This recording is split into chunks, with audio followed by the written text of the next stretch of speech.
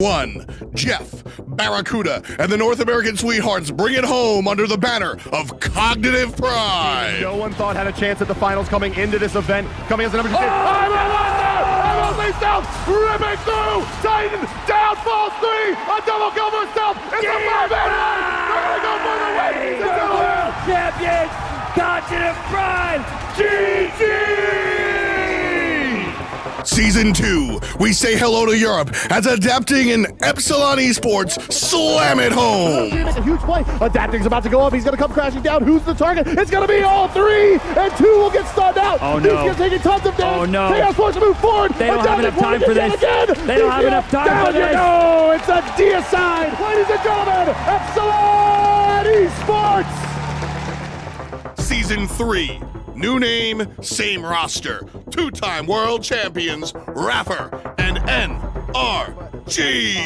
Well, it's 4 members left, and into the sky goes Adapting. The ultimate's rain down. The Titan is under siege. Energy are looking to be world champions again. Long live the King! And once again, the King is Europe. Season 4, Polar Bear Mike brings it back for America. E-United slams the hammer. Cracking and knocked back. There's Deathwalker controlling things. Panic Cat takes that Wolfie. Where's the remainder of the team fight? Deathwalker falls to Venenu, and E-United keeps on going because Panic Cat That's 2! Still pushing forward. They're at the Titan. Only 2 members to play defense. They can't do it! And that's the game. That's the series. That is your Smite World Championship. Say hello to your North American victors, Polar Bear Mike and E-United.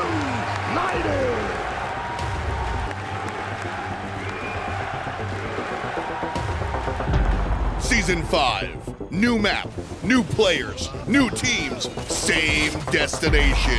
Who raises Thor's hammer? The Smite Pro League. Hey there, folks. It's October 3rd. I'm Tom, and this is Anatoly Alexeynak. We're going to get to the business. The Smite Pro League coming down to the wire here in week number 6, and very exciting stuff as we start off with one of the more interesting and meaningful matches here today, SSG versus Splyce. This is going to be for your number 2 seeding. Yesterday we saw a lot of European action here, some surprises out of Obey Alliance versus Team Dignitas. Could see some surprises here today, Tom. Exactly. These teams really fighting for their chance to play at HRX, which means they have to go through the ringer. All you got to do is go onto the computer. hi-rez.expo.com, buy yourself some tickets, November 16th through the 18th. That's the deets, baby. Smite and Paladin's going to be there, both console and PC varieties. You're going to want to check out both of those. And, of course, a slew of other esports and downtown Atlanta at your fingertips.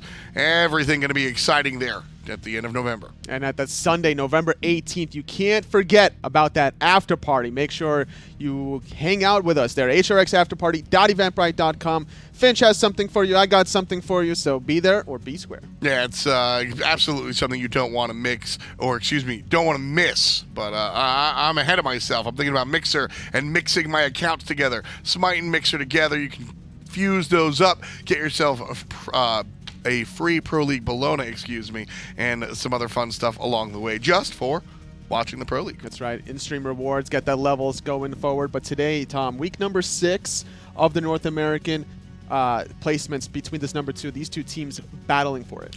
Yeah, let's take a look at a snapshot of the North American scene and see where everybody's sitting pretty right now. As we said, E-United up on top, but Spacestation Gaming and Splyce nice and even, 6-2 and 6-3.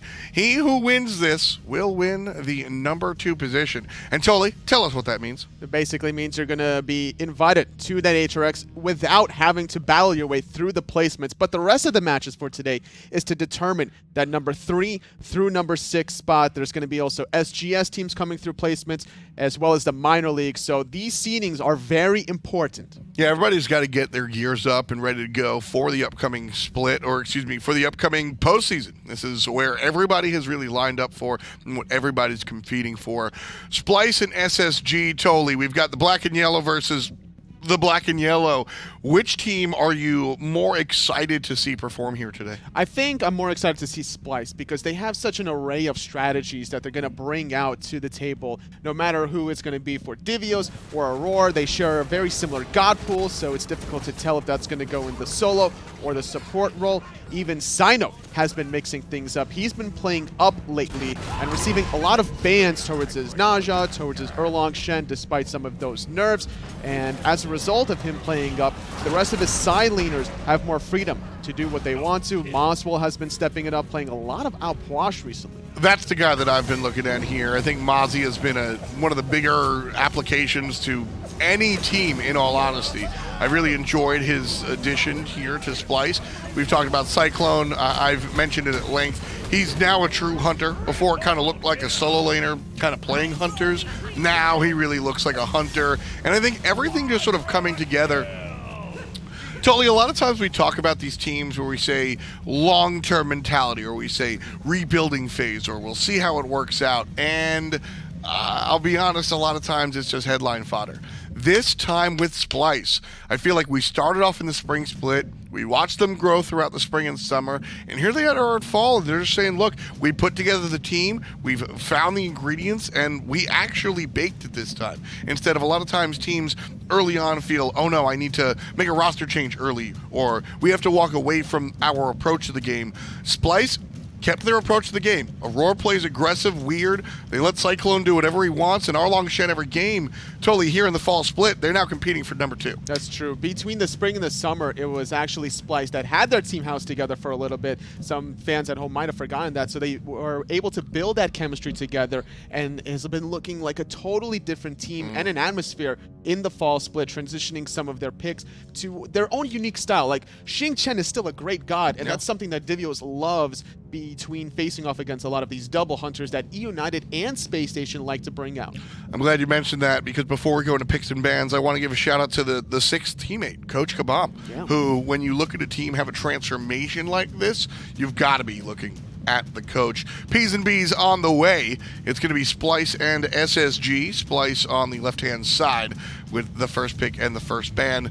Now we talk about Space Station Gaming, who, for all of the superlatives we just saw Splyce's way growing up and up and up, unfortunately, I will say, I have not seen that from Space Station, and we've seen inconsistency at best. And here in the fall split, Tolly, I think we've seen a downtrend. I agree. I think that this was the team that everyone looked up to for the most part in Season 4. Also, towards the beginning of Season 5, despite United winning the World, it was number 1 and 2 battle between United Space Station Gaming. Splyce sneaking through that ranking has definitely surprised a lot of fans at home, has definitely surprised Splyce at home. Sure. And I think that the strategy for Space Station Gaming needs to prevent the aggression from Splyce, specifically in that dual lane. Knowing Aror and his tendencies to allow CycloneSpin to play aggressive, that seems to be the focus point for Splyce. Well, the ban's the focus point right now. No Athena, no Mercury from SSG. Splyce looking right in the jungle at the Pele and the Circuit right there. Powerful Freya, first pick overall, whereas Terra is the answer alongside Ho Yi. So a very classic dual lane for a very classic duo lane. Jeff and BaRRA have been together for a long time, and this Terra-Ho Yi combination is no stranger. It's very safe, honestly, and I don't think safe is the way to go against Space Station Gaming. I think that if you don't have the lane pressure, you might falter early on, lose some of your purple buff invades. On top of that, Terra doesn't really come online until about that level 3 marker. With Cerberus locked in, that's could go either for Divios and Aurora, and I think that the next Guardian selection is either going to be the Ardio or the Xing Chen. Well, right here we see the Opwash, excuse me, again for moswal. Love the way he's been able to pilot his god. I think moswal for a long time has been sort of on the cusp of Pro League play. I won't go so far to say that I think that he has been available and just kind of missed his shot. I do think that there was an onboarding experience watching him enter the Pro League, but again, just like the rest of Splyce, his ability to really tie things up together and become that top level player has been exciting. And if you want to talk about the ascension to top level play, the Odin We know it's going to Aquarius. That's been a shining spot for SSG. I was going to mention just how successful moswal was with the outpush, which is why Spacestation Gaming elects to go for this Odin. Probably not going to go to andinster. It's not really his typical style. So Aquarius playing it makes a lot of sense. This also deters Divios from playing gods that can't get away from that cage necessarily. So a great counter pickup, which we should see more often, honestly. Najai here selected. Splyce going to look for what could be a hunter, but it will be the Xing character that you've mentioned. Divios likes a number of times. As a solo laner yourself, what can you tell us about not only what Xing brings to the battlefield, but what Divios brings out of him? What Divios brings from Xing specifically is knowing what CC immunities are down. The way he was playing against United in the previous week was against the Chang'e specifically. He waited for the immunity dance to fade away and then just constantly pulled Benchy in the thick of things. And then the late game Furious Roar, mitigating damage, doing percent damage to the opposition. Players forget about this. Towards Season 2 Worlds, it was Bellona, Xing every single time in that soul lane. And that's really where Divios was perhaps his most successful in that Season 2. So dialing it back there for the classic Xing selection. Spacestation Gaming versus Splyce. This one for basically the opportunity to take all the marbles. Game 1. Just casters, please take us away. I'd be happy to, Tom. Thanks totally as well. Splyce up against Space Station. Finch and Aggro here to bring you the call. And this is it, man. This is how you want it, right? Win or go home in terms of the buy. Yep. If you get it, then you're the one that goes right on through the DreamHack. If you don't, then placement stages and good luck to you. This is the dream for North America in general, is that the top two has been so solidly United, Space Station, in that order all year long. Yes. And now we finally get a chance to see if Splyce is ready to take that crown. And I don't think if they are able to, if Splyce win this set, there is no way anyone can convince me that Space Station is the second best team in NA right now. Yes. I think that it's still a little bit up for discussion. This will end the discussion one way or the other. I honestly think even if Space Station win, I might be persuaded still Splyce. I know that's weird math, but they just beat United. CycloneSpin, though, in a ton of trouble. They go for the invade. BaRRaCCuDDa comes around for first blood. Not in my house. That is, that's just identifying what Splyce's tendencies have been with this dual lane. It's one of the things that does work against Splyce is their drafts are very, very predictable. They're always picking very similar things. And so when they pick similar things, they're going to end up doing similar things whenever they get into the battleground, and that's just good identification from Space Station. They've been watching their tape. Perfect job being able to capitalize. Might be some more trouble here as Cyno has to use the Aegis early on. Backfire lands as well, but BaRRaCCuDDa on his way to the fray. Big impact early on. moswal gets stunned. The jump there from Andy just needs one more auto, and he finds an andinster. Second blood for Space Station. Love that call from Andy to pick up that Gungnir's Might at level 2. So often you just automatically get Raven Shield, right? Because you want to bird bomb people, but that gives you so much more kill potential to get the slow instead of that extra little bit of damage, because it guarantees so many more follow-up auto attacks, and it lets Venenu get more damage. And another rotation in from BaRRa and Jeff. These two have been really willing to move around, and honestly that first blood run to CycloneSpin kind of opens the door for that, because BaRRa's not giving up free farm to Cyclone. If Aror's getting that farm by himself, who cares? It's not that big of a deal. If you can make sure that you get a kill elsewhere on the map, that's certainly worth your time if you're only giving it up to the enemy support. Yeah, if we can go back and look at that first blood as well, because you talked about it, right? There's been some movement around early on from BaRRaCCuDDa and JeffHindla. And even though the dual lane of Splyce got the pressure early on, this is just heads-up awareness to come in and make sure they don't get this red buff. Great wall coming through as well. Nowhere for CycloneSpin to go. And it's worst-case scenario for Splyce, because they lose the buff and the kill simultaneously. And that's really started a chain effect, because BaRRa then transforms that lead into a little bit of a lead in the mid lane because of that good fight selection by Ven and by andinster, and that just results in a speed buff invade onto Cyno. Cyno lost his speed to the pressure from andinster. So good work thus far by Space Station. In the one lane where we haven't seen a lot of action quite yet, that's in the solo lane. Well, that's a Wukong versus a Xing. Aquarius doesn't need a whole lot of assistance to get pressure in this lane. You expect him to have it basically given for free based on the Guardian's Blessing for Divios and the Warrior Tab by Rush by Aquarius, one of the big proponents of this start. So I really think that this is a really good look for Space Station, and they look prepared. And I think that that's something that I haven't really been able to say about Space Station for the majority of this year. It feels like they've been kind of relying on the fact that, oh, we're Jeff and BaRRa and Ven and andinster and Aquarius. Like we don't really need to prep that much. We'll just go out there and out-smite game people. I don't think you can really do that anymore. And it really looks like Space Station did their homework. And what do you know? They look really good early because of it. Gets off to a good start. But I like that CycloneSpin and Aror have not seemed deterred by that early spill. We saw them threatening the purple buff one more time, even though they end up falling earlier on. And they're a little bit ahead in terms of experience. They have some of this wave without Jeff Bear here. But I guess my point is they know they have some aggressive picks here in this dual lane, especially that Cerberus and Freya can box relatively well with only a couple levels. And they're still playing to that. They're not letting that early, rotation sort of change their identity. And that's the mark of a veteran team, that can understand that your game plan might not always go exactly the way you want, but you can still play around that pretty well. And it's another, we were talking about the disadvantages of picking very similar things every game, but there's also an inherent advantage of that. And that's that when you hit these sort of situations, you've likely been there before because you play the same gods every game. And that's, again, not a knock on Splyce. They've been so successful with their consistent selections, you got to make someone beat you with them.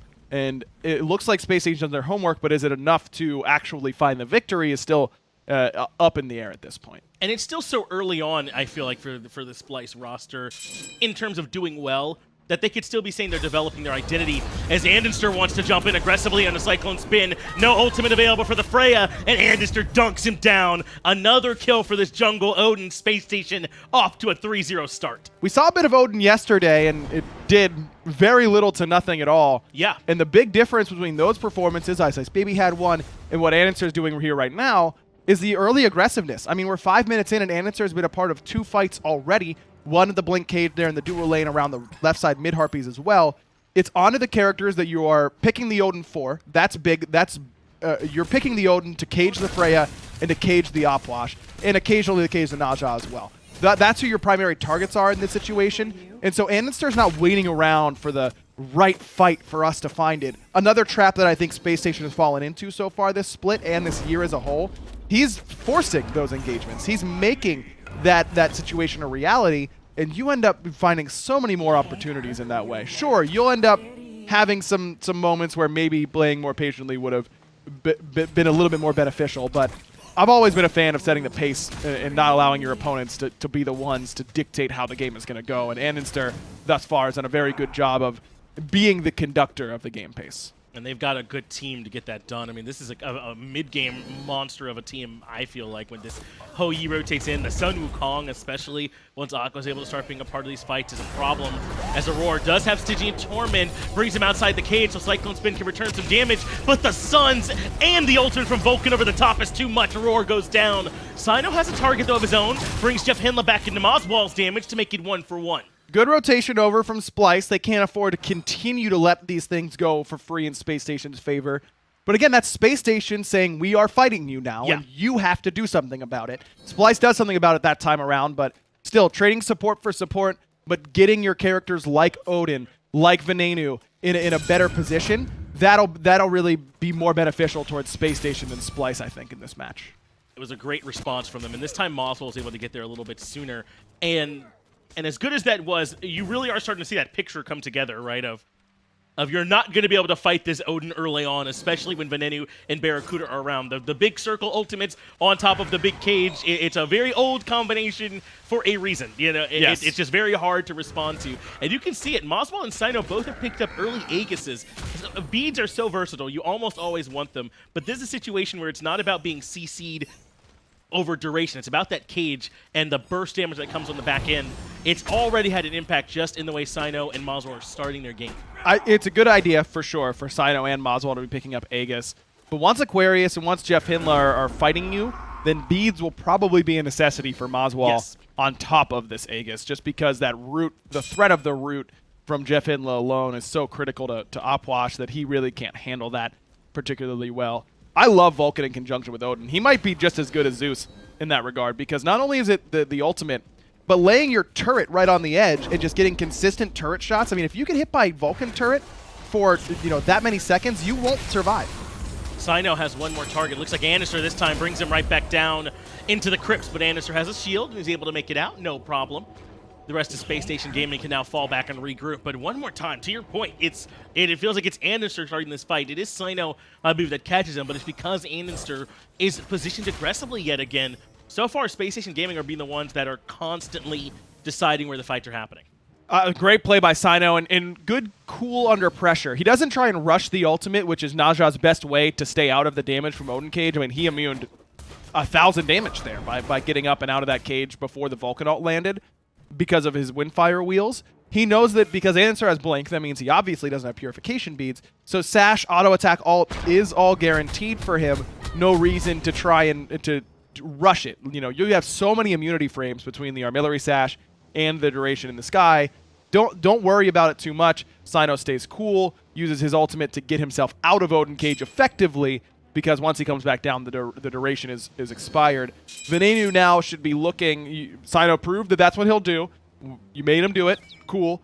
Now I'd like to see Ven use that Naja ult as setup for himself. Cyno's going to be setting himself up for big Vulcan ults just as much as he's going to be setting up his teammates for big damage out of this Opwash or the Freya or whomever on Splyce is there to follow up.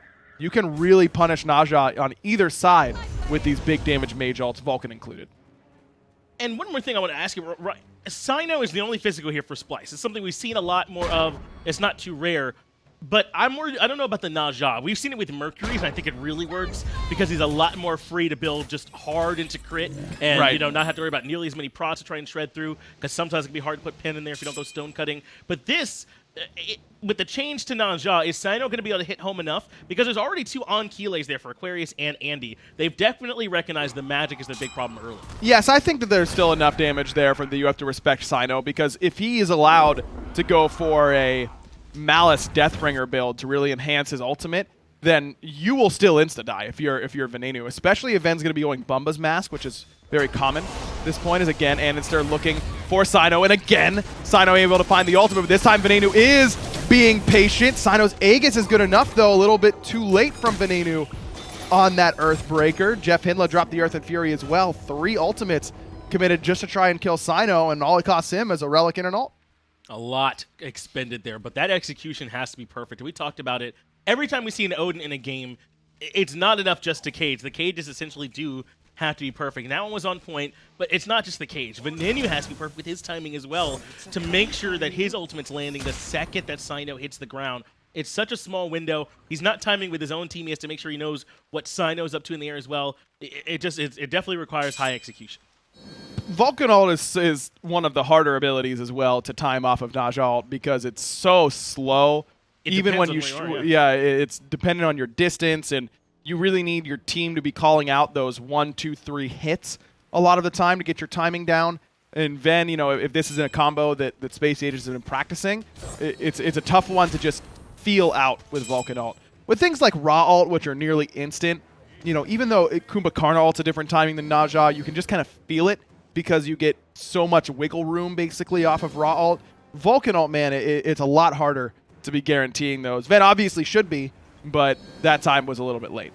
Man, I can't stop thinking about this Magic. 2 Oni Hunters garbs now coming through, about as cost-effective as you can get in terms of Magic defense, and then mitigation not going to hurt either for JeffHindla or for Aquarius in response to this Magic composition. It's not a nightmare though, right? You have Cerberus, who's very good at shredding through those protections. You know, he's good. He's adding a little bit extra as well with the build path that Aror likes to go. But I mean, I just love this recognition from Space Station and essentially forcing Cyno to have a perfect impact. And if Cyno's ulting andinster every time, then he really isn't. They're doing a great job, I think, of forcing him to do the damage in places they don't want. And even when it is spread around, they'll be very protected. I also like what Aquarius is doing with this build path in general. I mean, it's not just magical defense, but it's cheap magical defense. So effective, yeah. Because look at the net worth charts. He's up about 500 gold right now over Divios. Like I was saying, you don't need andinster over on the right-hand side to get Aqua ahead in this sort of matchup. Aqua's going to do it by himself. And 500 gold without a kill is really dominating the lane pretty effectively. So now Aqua is making sure that he gets as much bang for his buck as possible so that when he does join these team fights, which should be fairly soon with this sort of lead, he's going to be very, very difficult to stop while still providing a good amount of base damage alone. Yeah, this is already getting scary, I would say, for Splyce. Just a little bit. You know, the writing is on the walls of where this could potentially be a problem if they cannot slow it down. But up until now, Space Station have been very pick-oriented. And we're still very early on in the game, but I want to see them try and make a transition from that. We might even be seeing it happen now. They have a grouping around this gold fear run, exactly as I was alluding to. CycloneSpin and Aror are nearby, but they're the only ones to defend. This is a good idea, though, from Space Station. Look at this, a teleport in, a big commit onto Cyclone, who's already poked out so low that ultimate not even really used. And honestly, I've been very critical of, it seems like Freya in general recently, a lot of players have been late on their relics or late on their ultimate. That's a conscious decision by Cyclone that he had lost that war before that battle had even begun, and he holds on to it. Divios blinks in aggressively to force the reset on the Gold Fury. Earthen Fury comes out as well. Andy locks down moswal, but Aror is here to play defense. Andinster will find no more purchase there, but a sprint comes out. Space Station want more blood. Aror going to be the target. Only level 10, but still has Stygian Torment to control, but the walls are better. Venenu removes the dog. Space Station's call there to chase down Aror in moswal, I'm not in love with, but I do love the way that they commit unequivocally to it. There's no hesitation. Sprint, let's get in there. And now a pretty uniform call to get out of danger as well. I just feel like with Vulcan ult, that should have been a confirmed Gold Fury. Andinster's cage, you've been saying that they need to be perfect, and it wasn't perfect for kills, but it was perfect for zoning. There's no way moswal's able to get in there and contest, and that is the best contest available to Splyce on that Gold Fury with Ven and BaRRaCCuDDa's ultimates. That feels a little bit too conservative in my mind for Space Station. You called it. I mean, eventually, despite 4 magical, Splyce is going to do an awful lot of damage. Yes. And Splyce versus Space Station earlier on this split was a very long, drawn-out game where Splyce ended up on top of the late game because they've been very, very good at late game team fights since they picked up moswal and has been working well as a unit. I don't know that you want to let them get there even with this sort of draft. I would have liked to see Space Station commit. Not able to grab it, but take a look at moswal's relic selection. Phantom is where he's gone second. He's recognized that he's the one that will very likely be the target. It has been Cyno up until now, but I think he's correctly identified Andinster will target switch to him. He did in that Gold Fury fight, right? The cage was for moswal and tried to lock him down. They might still pick up a second one. Aror hasn't gotten his, but the first one's coming from moswal. I don't hate this. I actually kind of like it here from moswal. I was saying earlier that yes, he doesn't be very concerned about Terra root, which is true. But if you can position it well enough around it, it's very difficult to do, but it is possible. Plus, Opwash has so much self-peel and great ability to buy time by healing himself, by picking up those corpses. Aquarius isn't going to kill him particularly quickly, so maybe you can make this work. It's risky, but maybe Aurora is like, yo, I need Shell in this game. We absolutely need a Shell here, and we need Divios to get blinked because we need some more engagement. Someone has to pick up Phantom, and a lot of times that just kind of falls on the mid laner to be that next utility member of the team, and I've got no problem with it.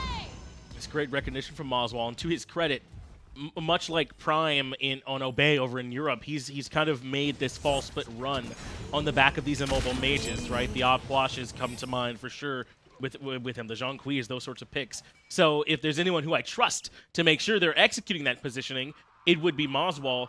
And we are moving to the point where, yes, he's immobile, but maybe it's not as bad, like in the laning phase where you can be kind of punished for it through ganks. In these team fights, you can kind of be in the back. Yes, the dive is going to come through, but you can try to put out your damage as well in response to it. I think this could certainly work for moswal. I like his recognition, though, that someone has to have it and probably has to be him. Plus, jungle fights, I mean, you drop that Empty the Crypts, and is anyone really going to come near you that often? They don't want to. You can juke around in there for a long, long time. Especially if moswal ends up going for a Gem of Isolation, which he's a big fan of usually on a lot of characters, to get that extra amount of self-peel, gives him some health, some CCR. You could be A-okay without the beads in this particular match. One of the few weaknesses, I think, of Space Station's draft. They're lacking easily guaranteed hard CC. And this is insane how much the Magic defense is Heart Word, Runic Shield as well. Space Station are all in on it as Andinster drops the cage onto 2 Aror and Cyno, both blocked down. Gold Fury has not been leashed yet either. Finally, they allow it to start regenning as Aror and Cyno are very low. Aegis allows him to reposition. Big Vulcan ultimate over the top, clips Aror, and Aqua dunks him down with a follow-up from the cloud. Cyclone has to get on the run, has the Valkyrie's discretion, and uses it right on time. It forces back Aquarius with help from Divios. But now Divios is alone. Great damage from moswal is enough to force everybody back off Divios, but is it enough to force them off the Gold Fury all on its own? I'm not sure. We'll see if maybe Splyce can work their way back in. A teleport coming out as well. It looks like that's going to be Aqua coming in to be more frontline presence. And this Gold Fury goes down for Space Station. But what a team fight from Space Station. There's really no room for Splyce to move forward. andinster kind of draws a line, and I know the cage is a circle, but he essentially draws a line where you cannot come any further. In fact, often Space Station are able to aggress beyond it, while Splyce looking for the retreat and punish them for it. Andy wins that fight for Space Station with that purification beads off of Cyno's ultimate. If Cyno's able to get that ult off, I think it's very difficult for Space Station to win the fight, but it keeps Cyno in a very vulnerable position. It draws Aror back in. Wait, why is Cyno 3 levels ahead? Yeah, I was about to say, andinster has not done a great job farming. Cyno has really dedicated himself to farming up and understanding that Space Station want to fight, so Cyno's not going to be somewhere where he can fight. Just stay in the jungle and get your camps oftentimes. But look at the lead that Aqua has. He's been soloing his blues. That's right. He's been doing a lot of that work on his own. It looks like that has been at the expense of andinster in a lot of ways. And that will hurt you, but you're already getting to the point where andinster is now the utility guy on your roster anyways. So the fact that he's down in levels hurts his ability to frontline quite as well, which is a harmful thing for Odin jungle without a doubt. But it's not like your Mercury is 3 levels down. I can't get off this soapbox. Bulwark, Yeah. 4th item now for Venenu. It's so much pressure on Cyno to be essentially perfect, I feel like, with this. Who else on Splyce is doing damage to anyone from Space Station? It's going to be hard. It is definitely going to be difficult. Pestilence now for Aquarius as well. That's absurd. It's going to be difficult for Splyce, and you're looking at Aror as the one who has to be getting the primary targets with Ghastly Breath. Yes. You really have to work around this Ghastly Breath from Aror. Without that pen, I don't know that you can get it done. Spear the Magus there too. They have some tools, but andinster drops down the cage. Ultimate over the top for Venenu. Perfect. Hits them both. Aurora is very low. Cyno has already fallen. Aqua goes up into the cloud, but the blink allows for Aurora to reposition, but they'd rather moswal anyway. The slows there. Aqua finds a double kill. Space Station Gaming are just too tough. Splyce can't find a way in. Pyromancer right back to it now for Space Station. No way anyone's coming in for this time around. No Phantom in time there from moswal. Looked like Cyno to me was counting on the Phantom and then using Windfire Wheels to get out of the cage entirely, and it just wasn't there from moswal in time. It's a different feeling. I mean, it's not a relic that you're used to picking up, just as say Dardez I think has struggled with using his defensive relics appropriately and his it's move not to a ADC. responsibility you normally have. Exactly. Yeah. Using a team fight relic like Phantom isn't something that normally has to cross your mind as a decision-making pattern in the mid lane. And I think moswal did end up hurting his team by not using it in that spot.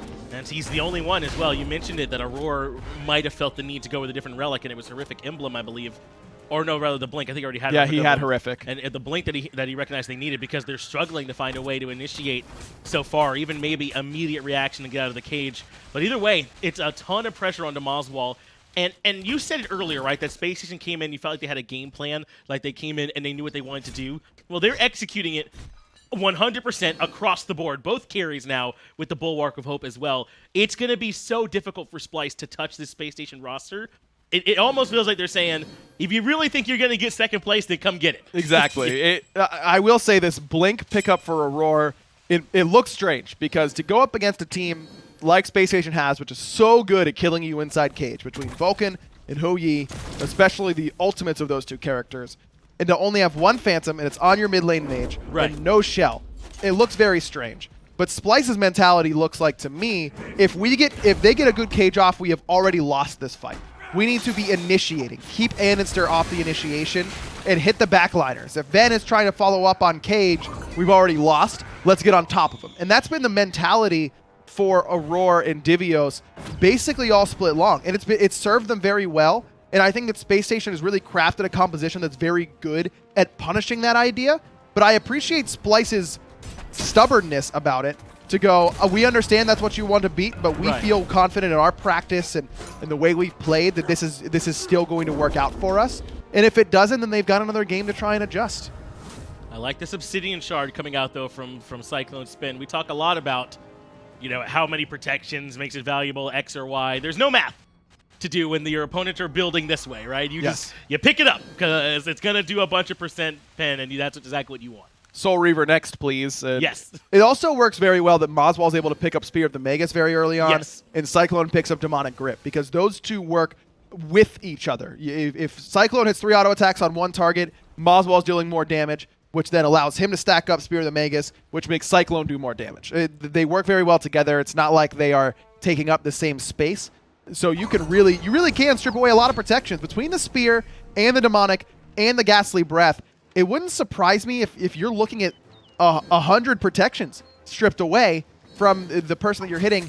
But the requirement is that all of those characters are hitting the same target within that very, very short window. Yeah. And that's a lot to ask.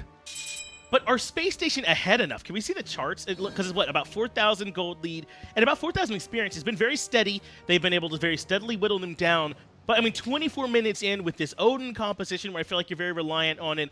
Wukong is great. I don't know how great he is when we get really, really late. Are Space Station enough ahead at just this 4,000 mark? It feels like it should have been more, actually. It just feels that way. Yes, it feels like they're very far ahead, but I don't disagree that there's probably an avenue where Space Station might have been able to get an extra gold during this time. But these next 5 to 7 minutes are going to be pretty critical because this transitions from Gold Fury fights to Fire Giant fights, and Fire Giant will make up for a lot of detriments that your composition might have, including, say, I don't know, being 4 magical against a team that can build Magic D very, very effectively. You can make up for that loss by getting a Fire Giant. So if Splyce can hold steady and win one team fight, then they are right back at it.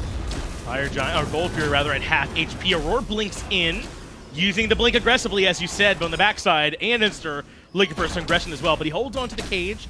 Has not dropped it just yet. Cyno wants BaRRaCCuDDa on the back end. Horrific Emblem immediately comes out, and now they're all trapped inside the cage as well. BaRRaCCuDDa gets pulled back in, but no more follow-up. A lot used so far, but no one particularly low.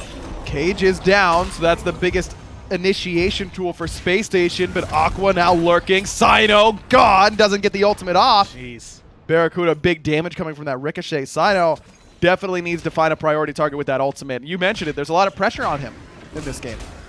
It hasn't really quite hit home yet. Aror zoned out. Gold Fury at half HP. Divios is nearby, but does not have Blink, doesn't really have a way in.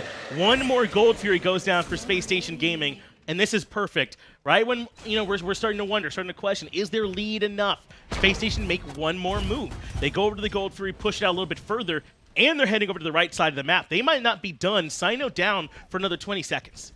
BaRRa's beads are still down, though. The way that worked was Cyno sashed BaRRa uses beads. Then Aror goes, okay, great, I've got Stygian Torment. Here you go, guys, a ho-ye for you.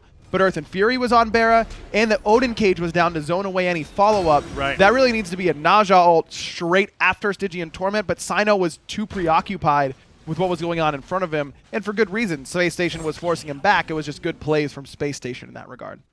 moswal already getting some corpses stacked up on that Fire Giant. I like the mentality in case something breaks out there, but this game so far has been all Space Station, and it's really centered around andinster getting maximum value out of this cage in almost every engagement so far. It's been placed perfectly.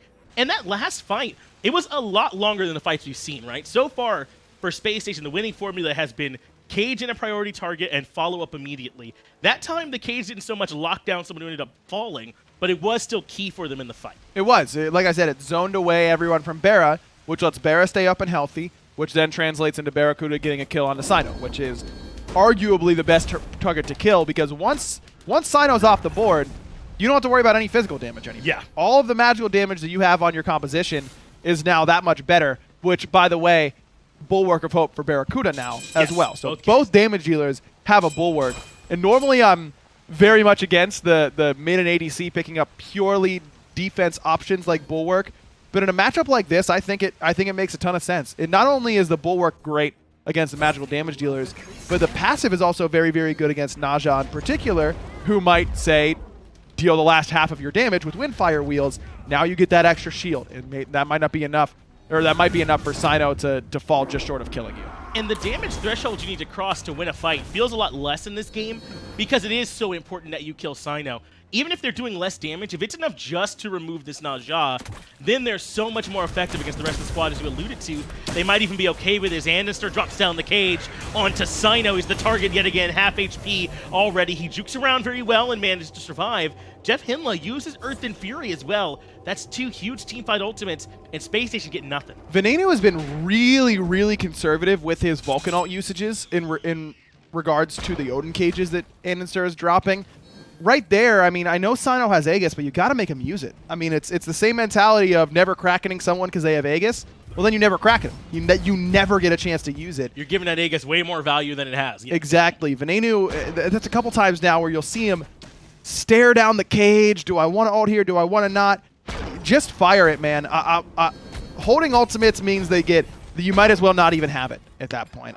If you throw, what I was always told when I was playing was if I hit a blink ult, and, you know, if I'm saying I'm blink ulting this guy or whatever it is, I've got CC for you, and you throw your ultimate, and I miss my initiation or you miss your ultimate, I don't care. At least you listened and did it. But if I get a big cage, then you need to be there.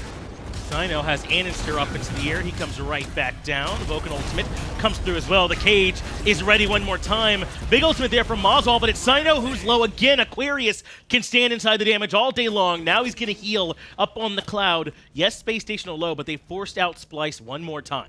Good focus again onto Cyno's short. That's been the dedicated call from Space Station in these last few team fights, and I think it's well warranted. Cyno has gone for a fairly damaging build. The Blackthorn Hammer is there to give him that big boost of HP. I'm surprised we haven't seen more of this item, honestly. It's 450 health, and it's really not that expensive. I mean, that's absurd. That is a lot. So he gets at least a little bit of extra protection from this in the form of health, but he needs to be building damage because he's the only physical damage dealer. I'm a little surprised there isn't crit in this build. He doesn't really need pen. I mean, there is not one dedicated physical defense option on Space Station. Yes, you have to worry about Glad Shield and Mantle of Discord and things like that. Go crit and pick up a Titan's Bane. Like, you're good at that point. I agree. Those are kind of in between as the really true dedicated ones. So I'm right there with you as Fire Giant now at half HP. Divios is still here for defense. So is Aror, but andinster blinks forward. He jumps and locks down CycloneSpin inside the cage. Good Phantom. The follow-up not there immediately as he is able to reposition thanks to the Phantom coming out. It's Venenu who's half HP and has to use his Aegis, but Aqua still wants CycloneSpin in the back. He's got andinster here in support as well. They've got 3 members low, but not enough to confirm. BaRRa gets whooped, and Cyclone does some pretty decent damage. Divios waiting for him on the backside. Wow. BaRRa falls to the damage from Cyno, but does get his ultimate off. That'll zone everyone else from Splyce away, at least for a little bit longer. Venenu stays really, really far back because he's being kept busy by Divios, and BaRRa just kind of charges through that Opwash ult, but he's like in the middle. Yeah, moswal had thrown a really good fleeting breath, and the Earth and Fury from JeffHindla actually ended up with BaRRaCCuDDa getting stunned. And BaRRa not having relics there, I mean, he is just a little bit too far forward. I kind of lost track of where Aqua was in that team fight. He used the ultimate, the decoy was down. You kind of need to let Aqua and andinster be the heavy dive characters. And when Cyclone and moswal are that far back, I don't think you can really let BaRRaCCuDDa try and catch up to them. Just let that be andinster and Aqua's job. Aror blinks in and gives up the Stygian Torment. BaRRaCCuDDa's still down, so Splyce are the ones starting up the Fire Giant. They've got quite a bit of burn. It's down to half HP. The Fire Giant has not stacked up magical defense, so go right ahead. But in comes andinster on the backhand side. Whirlwind of Rage and Steel controls multiple, and Aqua finds Aror with the cudgel. The cage ends up getting interrupted, and so Cyno can find Venenu, but he's very low. He can't leave, and Aqua gets the double. And Aqua's still so healthy, looking for his triple kill. CycloneSpin uses the Purification Beads and is going to try and turn and fight. Does some good damage, but not good enough. JeffHindla gets one. moswal does eventually shut down Aquarius, but that means BaRRaCCuDDa is back and healthy. And ready to fight. JeffHindla and andinster are both at half HP, so they might not want to stick around. It looks like Splyce did enough to at least slow down this Fire Giant, but they were the ones pulling it and couldn't quite confirm. That's 2 fights in a row that Space Station maybe win, but not by a significant margin. It was very, very close between these 2 teams. Look at the damage. That is not close, though, that team fight recap. 9,000. Turns out if you Opwash ult in a tiny little corridor like that, it ends up doing an awful lot of damage. And I understand that Cyno is the main magical, or the only physical damage dealer. We have to take care of him. But at some point, moswal needs to be a focus.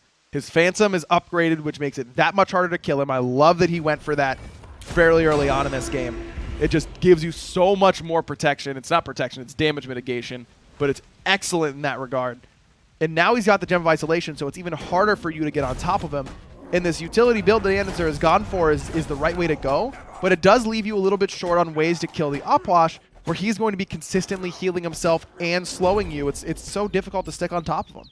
And this is what I was alluding to earlier on, is that we're getting closer and closer to this game essentially just being even. There's still some blessings that need to be sold on the side of Splyce. I'm aware that there's still a gold XP gap, but the experience very largely irrelevant at this point, right? Aror and JeffHindla only about half a level apart. Almost 6 slotted across the board for everyone. There's still going to be a difference in terms of relics upgraded and potions, but we're getting very close to just an even game. And even though Splyce are very well built to fight up against Splyce, they're not really going to have anything to show for how dominant they were the first 20 minutes of the game. Especially whenever you hit that full build mark. moswal might end up getting some defense in that 6th slot, which I don't think is a bad idea. Mantle or something like that would keep him up and alive, and his base damage and low cooldowns are enough to really make him obnoxious to deal with. I think a Soul Reaver would also be really good here for moswal because of how tanky everyone is on Space Station. You're getting a lot of value out of something like a Soul Reaver here potentially. I think you're right. There is a worry there. Cyno finds Venenu in the back end of the fight. This could be key as Aegis keeps him alive. JeffHindla goes for the dash. Cyno has to beads to allow himself to reposition. He uses the ultimate just to retreat, but Divios throws Venenu right back into everyone. moswal empties the crypts. Venenu had the Aegis, so he's able to reposition. CycloneSpin finds a banish, but it's Aror who blinks in, staging a torment, and brings Venenu right back to his death. Aquarius has to use that somersault cloud to get away as BaRRaCCuDDa gets his Bulwark of Hope shield triggered by Divios, who doesn't seem to want to give up the chase. And Splyce are going to keep searching forward. They recognize that they've sort of gotten this plan broken up with Space Station and a chance to try and lock them down.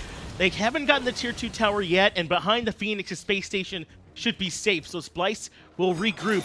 But when they can sort of break up the play, when they can't let Space Station set up their offense, we say set up their defense a lot, but set up their offense I think is more applicable here. Yeah. Then Splyce can much more, I think, kind of break through and find a way to slow down Space Station to the point where they're starting up the FG. I mean, Cyno just buys so much time right there. Space Station, if you're going to commit like that, you have to get the kill quickly, is now Fire Giant getting lower. Andinster is here, but he's looking for the other Space Station, steal it away! They strip it away from him. CycloneSpin's up in the air with the Valkyrie's discretion, but who's waiting? But Aqua, when he lands back down, we'll see you later. Aror is trying to keep too busy on the back end, and Divios throws them right back in, but they don't have nearly enough damage to burn them out. Aror getting very low. The Cudgel's there as well. He's body blocked by Divios, and Andinster jumps right on top. BaRRa gets hit by that ultimate from Cyno. That'll take care of the ADC from Space Station, even through the Aegis, as moswal dropped the ultimate just to be safe, but now he's under siege. He could definitely be in some trouble. Andinster is looking for the op-wash, and he's able to find him. Cyno has the ring bounce, but it's not enough. Double kill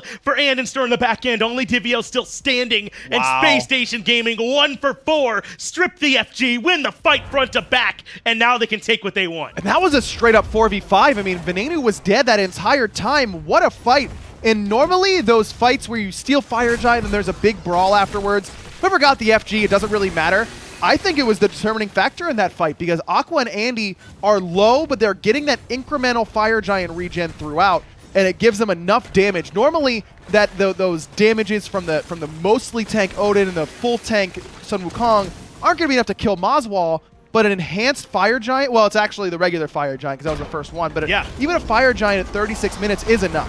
Lannister's still not done yet. Ends up dropping the cage. Venenu eradicates CycloneSpin. Hello. Aror does collect 4 with the Stitching and Torment. Pulls them right back in to the Paralyzing Spit as well. But Venenu finds a double kill when he removes Divios. There just wasn't enough follow-up. Space Station Gaming should be able to grab this Phoenix. It's going to be close. moswal's up now, as is Cyno, and they don't have the Hunter here to try and get this Phoenix. The Phoenix goes down, but Space Station has got to run quickly, and I don't think they're going to be able to get away. Andinster sacrifices his life, just giving Splyce a kill. And that was Andinster's first death this game, by the way. 37 minutes as a frontline Odin who's been the initiator. Andinster has played lights out. And I've been one of the people that's been saying I want to see a little bit more consistency from Andinster, really fall and summer. I don't know how you can ask much more from my man than this, right? I mean, what a performance He's been a part of 19 of 20 kills in 37 minutes, and this is so not Andinster, right? I mean, Odin jungle is not Andy.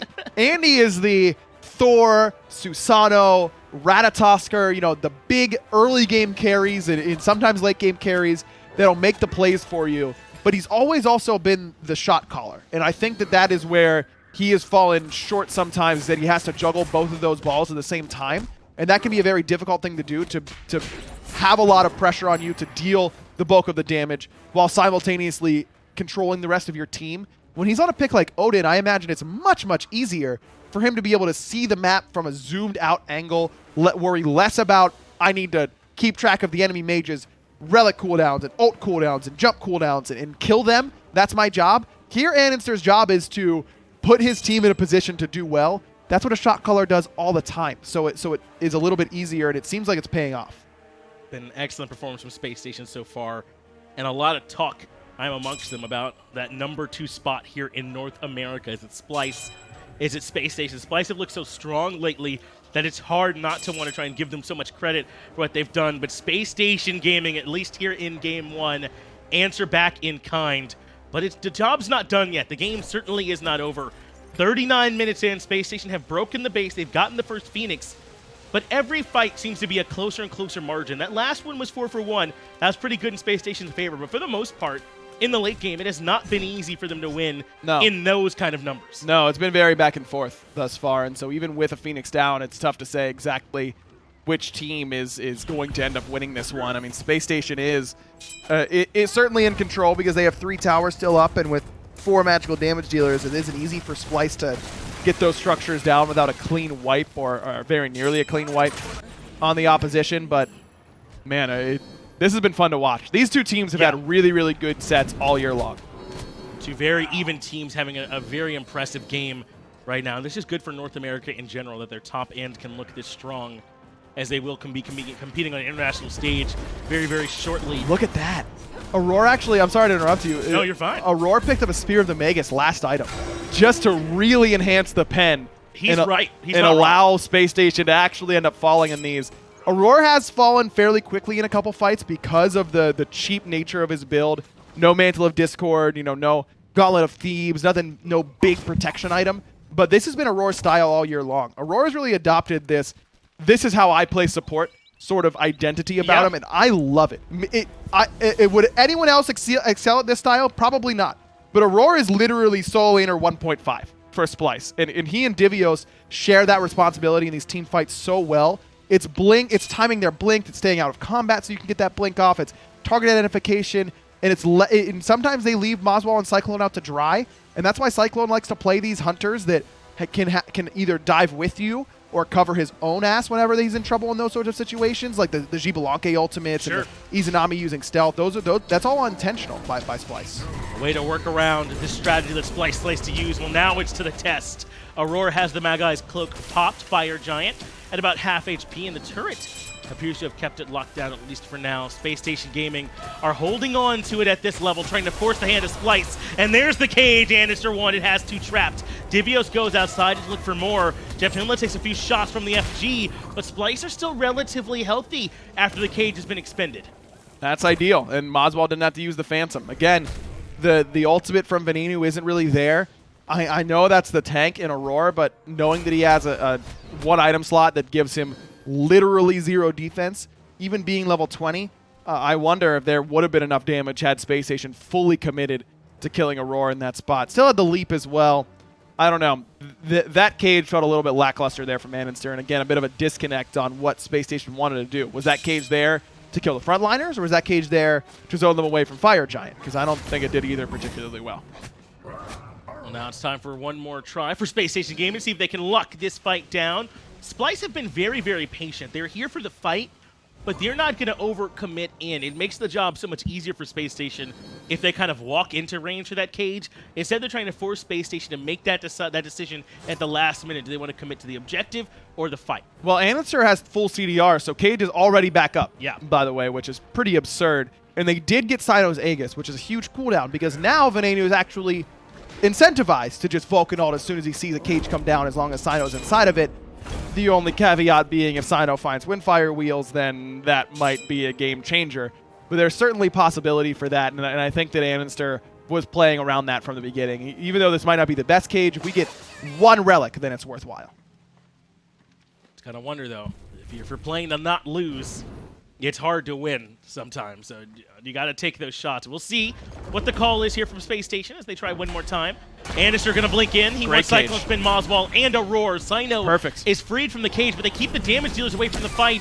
Divios still half HP. Earth and Fury ult comes out as well, mostly on Space Station this time. As long as Cyno can reposition, this fight won't be too bad. Cyno has the ultimate still, and Aquarius is playing it slow. That cage much better that time around from andinster. He got both Cyclone and moswal. Those two need to be very cognizant of how close they are together, because if they find that same cage again without a Phantom, we could be going to game 2. But Aror recognizes they cannot wait around for the next cage comes back up. They want to lock down Aquarius, but the Suns are better. Venenu finds a double kill with the ultimate over the top. Cyno and Aror, we will see you later. 70 seconds until they're back up. Space Station have all the time in the world. They want to grab this objective. What an ult from Venenu. I mean, talk about just letting it fly, fire and forget. I mean, you nail it there with that Vulcan ultimate onto 2 perfect targets. Aror just got exploded. And by the way, Mantle of Discord is a really good item. That just potentially won the game for Space Station, because right as Cyno used the ultimate onto Aquarius, he got a Mantle proc, which gives him CC immunity. He didn't have ult. He didn't have bubble. He had a Mantle of Discord. That is a 1-second CC immunity window. And that was really, really unfortunate for Splyce. I got a feel for him. Comes out pretty majorly in their favor. The Spacestation Gaming want to keep up the pressure in the middle lane. They've already grabbed this Phoenix one time. They want to go for another one. Divios, the only front line, but he's being shredded. Has to run back. The cage locks him in. andinster, though, gets very low. He dies to the Titan. Divios is able to get the return kill. I don't think they can end here, Finch. I mean, 5 seconds on both Aror and Cyno means that, yeah, they won't be able to. I don't think andinster dying to Titan is the determining factor there, but it does mean that maybe it's a little bit less likely for Space Station to end up getting an extra Phoenix before Andy's back up. And that's 50 seconds. I mean, that's a large chunk of the remaining Fire Giant. What a big defense there to at least try and defend them. But what a big play from Venenu. I feel like setting that all up. Can we go back and just see him line up the double kill, man?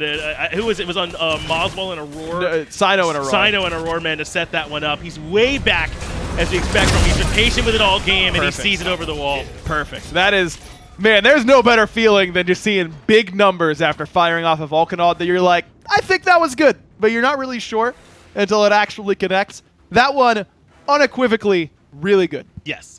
And he didn't see a ton there. I think he saw that Aror was had the Stygian Torment out, right? And his jump was down. Likely grouped around there and nowhere for him to go. So that certainly was time for him to be able to drop that ultimate in. But I got to imagine that one was more communication and feel than anything else. The Venenu just absolutely nailed it. But again, if Aqua doesn't get his Mantle proc, then he gets picked up by Stygian Torment and Naja ulted. That means Cyno's up and out of that fight, and it's at worst a 1-for-1 trade for Splyce right away. Space Station might end up losing the fight after that, because of the way that Splyce might be able to surge forward without Aquarius up and ready there. And there's really not a lot you can do about that if you're Cyno. I mean, what are you supposed to do? You not use your ultimate when you know you have a guy dead to rights, and just expect that your support Stygian Torment ult damage is going to be enough to pop his Mantle of Discord? Give me a break. No, it's not going to be very easy at all. Take a look at these player damage charts, though. There have been no room for CycloneSpin to operate this game. 14,000, 46 minutes in is rough from your Freya. And he hasn't had positioning. He doesn't do much damage to this comp. It's just tough to try and make it work. I agree. I think that old Freya, the way that Pulse Irradiate worked, you did so much damage in that window that even through tanks you could chunk them pretty well. New Freya doesn't do that nearly as well. I mean, New Freya is truly a burst mage, in my mind, that has some auto attack synergy. So you really don't have that same potential to blow up tanks like old Freya did. And I think that Splyce has recognized that, and that's why they're pairing Freya with something like the Cerberus to prot shred away. But good identification from Space Station that they can embrace that, let Splyce do it, and then still build enough magical defense to neutralize this Freya. Yes, Cyclone's player damage is low. He has had a couple moments where he's been caught out of position, but as a whole, I don't think it's really on him that his player damage is particularly low this game. It's a result of the draft. Yes, and I think a result of Space Station identifying how well they can build and play around that build. They've done a great job limiting the options for these carries for Splyce. moswal has great damage, but I mean, he hasn't gotten to be as effective as I'm sure he would have liked. It's mostly him dropping the crypts down, everyone being stuck kind of in them. So we'll see if they can continue to operate as they've got fire minions in mid, and andinster going aggressive on the left-hand side. moswal is forced to use the Phantom there and forced to use the Aegis anyway. Great ultimate from Venenu yet again. Whoop onto Aquarius. Not a lot of damage there, but Divios is falling low, still has his leap, but Aror gets shredded by BaRRaCCuDDa. 1 down for Splyce. Aquarius has just that decoy forward, looking for Cyno. He should be A-okay. The rest of Splyce form were strong and still kept this Phoenix healthy, but they had to pay some attention to mid. There's still minions pouring through there as well. But down a member, it's harder than ever to defend up against 2 lanes. Aror did end up selling that Spear of the Magus for a Mantle of Discord, and it still didn't help him. I mean, you can only do so much in the late game as a tank. Eventually, you will fall to gods like Vulcan. And I'm sure they would like to keep this mid lane Phoenix up, but it will not be an easy task. All 5 members of Spacestation are still there, and of course andinster has the cage again, because why wouldn't he at this point in the game? He's ready to drop cage moswal again the second he has the opportunity. That's the whole plan here from andinster. Get on top of moswal. Look at how far back moswal is right now, because he knows. They're going to be coming for him. CycloneSpin does get hit by the wall. A sash comes through as well, but Cyno can't find much more on the back end of that. Phoenix is still at half HP. andinster goes forward with the cage, but this time Cyno does find the ultimate to get him up out of the action. andinster very low. He ends up falling to moswal. A nice pick for Splyce, and they keep both their Phoenixes alive. 5 on 4. Did Van's ultimate just come up? I didn't see if it was up during that ultimate from andinster, who just, you could tell how much he really wanted to cage moswal, but moswal's positioning was so good that it was forcing Andy to take an extra Phoenix shot or 2. Aquarius couldn't really tank because his ultimate wasn't up quite yet. That's a really tough spot for Spacestation, because they invested a lot to making sure Aror falls, and they don't have that many resources left for whenever it's time for the next cage, even with Aror down. Venenu's relics were still down, so he can't really step up to drop a turret to help out in that situation. And like we said earlier on, the whole idea is if Cyno can find the ultimate as soon as he gets caged, it's going to be difficult for Splyce to win these fights, and there he did. Splyce now considering the Fire Giant. Without andinster here, the engine for this Space Station roster certainly missing. They're not even going to defend. Fire Giant gets burned down. The first one in favor of Splyce here in the game, and gives them a chance to move on to the Siege. And I think this might not be a huge thing, but it might have been small enough and come up there. That is one weakness of stacking a bunch of magic defense. These characters are very bulky, we're very late, but you're nowhere near as tanky against these Phoenixes and the like as you would be if you could have stacked physical protections. That's a good point. I think if I'm watching that back and I'm Space Station, I think I'm just heading mid. You have the 4v5, you've got a fire wave coming. Force it there to at least guarantee you get something, because now, I mean, that lead that you had and the pressure on the enemy Titan that you had isn't really existent. You've gotta wait now for Splyce to run out of their Fire Giant. And even though Splyce is very weak at taking down structures as a whole because they don't have a traditional ADC, Enhanced Fire Giant in 50 minutes and 3k pots make that weakness go away pretty quickly. They should certainly still be able to burn down some structures they can find them. And there's still a lot to do. Splyce perhaps not on the precipice of winning this game just yet, with 3 Tier 2 towers of Phoenix and a fully healthy Space Station on the horizon, but they've slowed this game down a bit. And as you said, they've kind of turned the tide. We're late enough into this game where basically whoever has a Phoenix down has to worry about fire minions. Whoever has the Fire Giant, that's the team with the only a real advantage. And right now, that's basically in Splyce's favor. They're the ones with FG. They do have 3 towers left standing to take down, so they'll take them a little bit. Space Station won't be interested in defending these, and they shouldn't be. There's really no reason to ever take a fight underneath a Tier 2 tower at 51 minutes. No, there's very little to gain or lose from that one. That's just kind of busy work Splyce has to do to get to the real objective, trying to find their way back to the Titan. It's a full 5-on-5 here. Splyce don't have any other waves pushed up. There's still Tier 2 towers to worry about. They want to try and find a Phoenix with this FG. I'm pretty sure that on the defense, Space Station is a little bit worse than Splyce was, just because Opwash is so insane in these situations on offense or defense. And with all relics up, I think Splyce's team fight is just a little bit stronger because they can survive the burst damage if they time their Aegis as well. Aqua gets hit by the Banish. CycloneSpin can't find any follow-up. Divios and Aror take a little bit of poke on the back end as well, so they end up taking a little bit of damage on the back end of that one as well. We'll see if they can make it work, because they're going to change their mind and head over to the left side Phoenix here instead, Ryan. 53 minutes in, and you know what? It doesn't quite feel like it, right? It feels like it's been a very, very close, very back and forth and exciting match this entire time. I would not have guessed we're approaching an hour. I know. Yeah, I was like, oh man, we're getting like 35 minutes in or something, right? I mean, we're getting a late game now, and I realized that Ven has bought literally 2 3k pots so far this game.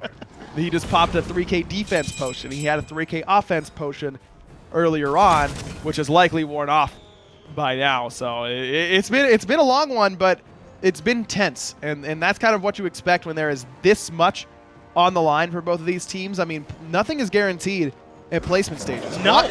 Watch a team like Mouse get hot, yeah, and just be the best team there. I mean, that there is a real potential for something like that to happen. And whenever you go to super regionals, can you think of a year where one team that felt guaranteed didn't end up missing? I mean, you think back through the years. Yes, Dignitas last year, yeah. Envy in Season 2, Orbit in Season 3. The same Dignitas roster, right, yeah. I mean, it happens. Essentially, yes. It happens every year. So you really, even if you're a top team, going to placements is risky business. It's really not going to be easy. And as you said, it really takes a couple teams to get hot. I mean, you're down there in the pool with Obey and Rival, and now North America have some different looks as well. CLG had their roster swap. Trifecta looking a little bit better as well. So it's not going to be easy down there. This could be such a critical difference. Is the winner of these 3 games or 2 games, whatever it ends up being, right here, right now. Aror, good damage check there for Venenu to understand how much he'd do. The meatball backfire combo, write that down. It's about a quarter of Auror's health. That is a lot, even at 54 minutes. It's definitely not bad, and that's why Aror had to make that adjustment away from the Spear of the Magus.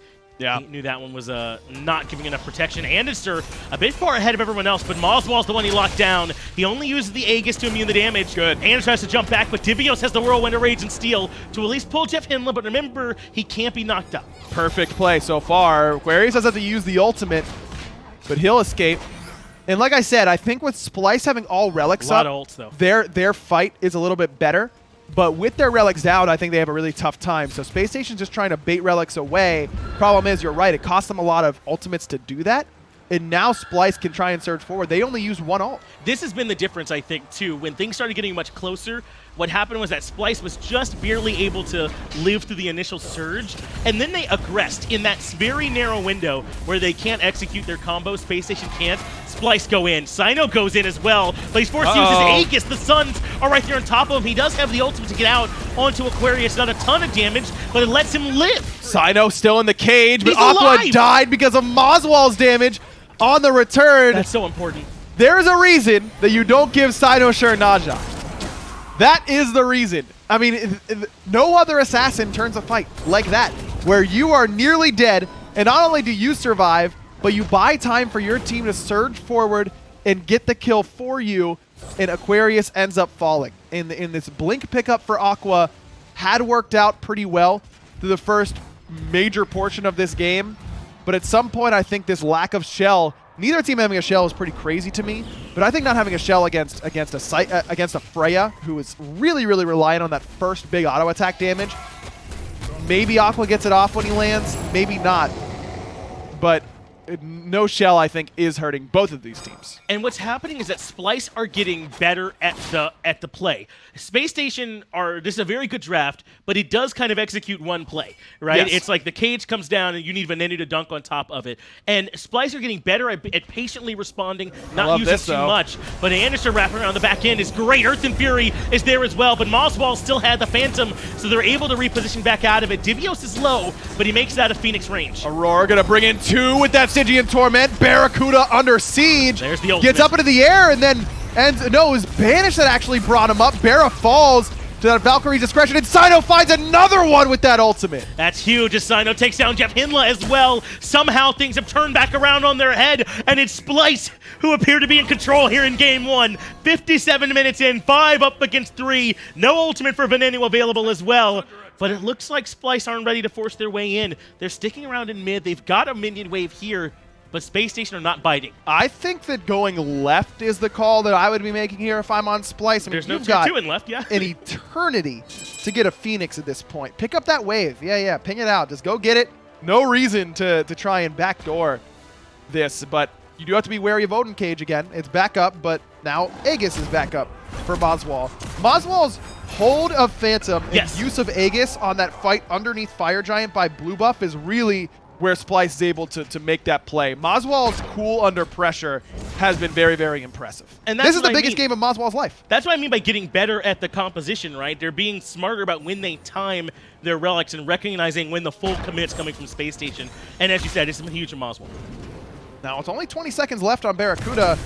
And Splyce look like they aren't going for left Phoenix. Instead, they're heading towards the Titan. Then gets blinked on, holds on to both Relics. Stygian Torment there as well. moswal's Aegis is solid, but the Titan's down to half. It's already low. Aquarius does find moswal, but below a quarter HP. Splyce betting it all right here, right now. 58.5 minutes in Space Station's favor, but it's Splyce that take the game. And just on time. I mean, BaRRaCCuDDa is literally respawning at that exact moment.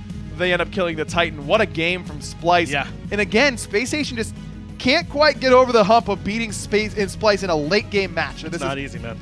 Two games out of the last 2 sets that I can think of, it might even be more, that go really, really late. That one approaching an hour. But Splyce just the things that stand out to me about Splyce are how well Aror and Divios stagger blinks, and one will bait your relic, the other will take advantage of it.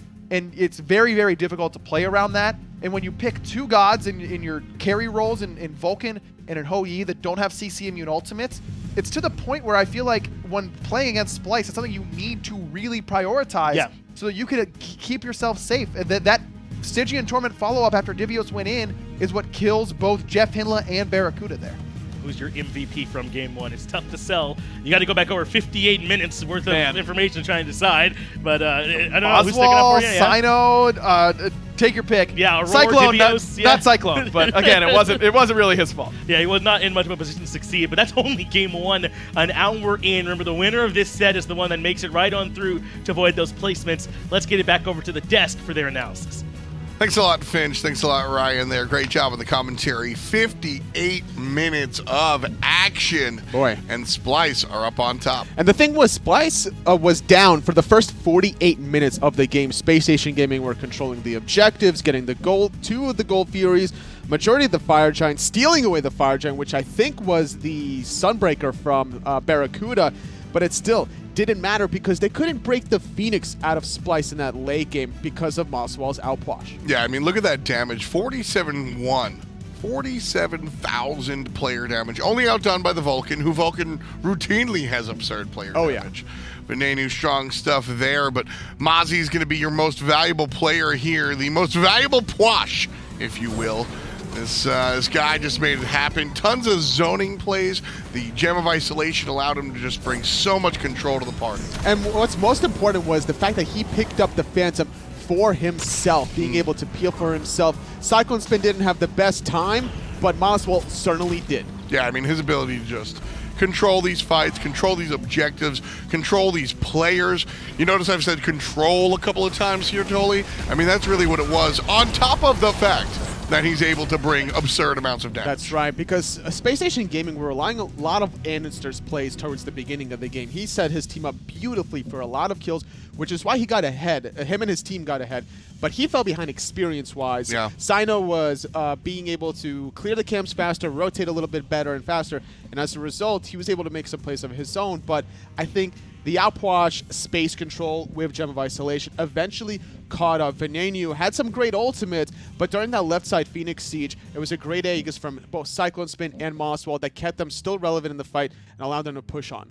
Yeah, you know, I have to actually address what we said on the desk before we got into picks, or before we got into the game. We saw that Odin selection, and I was like, definitely for Aquarius. I thought it was Aqua, for sure. Because this seems like more of a Homie F.A. style. This, when I think andinster, I think like Assassin. Just trying to get into the back line in a sneaky fashion, not trying to play setup and utility. But in the fall split of Season 5, if there's ever a time that it's trying to set up your teammates, this is the time. Allow BaRRaCCuDDa to shine, and Venenu was definitely shining a lot for Space Station. Not only did Andy take the Odin selection, but he looked well. He looked damn good on it. Oh, yeah.